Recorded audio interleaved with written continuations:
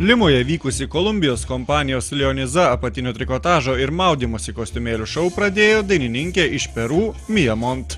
Limos Žokiai klube vykusiame šou, kuris yra dalis bendros Kolumbijos ir Peru mados šventės, dalyvavo abiejų šalių modeliai. Ši kolekcija labai patiko modeliu iš Peru Anahi Gonzales, sulaukusiai tarptautinio pripažinimo už nuotraukas žurnaluose People, GQ ir Sports Illustrated. Man labai patinka dalyvauti Leoniza madų šou. Su šia kompanija dirbu jau metus. Ir man labai patinka jų kuriami modeliai.